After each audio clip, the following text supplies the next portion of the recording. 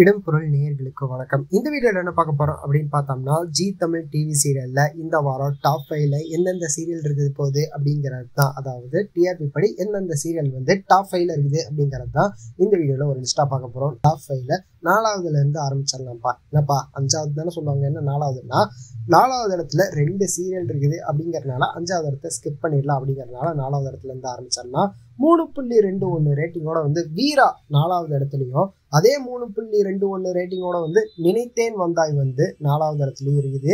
3.46 ரேட்டிங்கோட வந்து சந்தியாராகம் வந்து 3வது இடத்துலயும், 4.18 ரேட்டிங்கோட வந்து அண்ணா 2வது இடத்துல இருக்குது. 4.34 ரேட்டிங்கோட வந்து 24வது வாரமாக கார்த்திகை தீபம் முதல் இடத்தை தக்க வச்சிருக்குதுப்பா.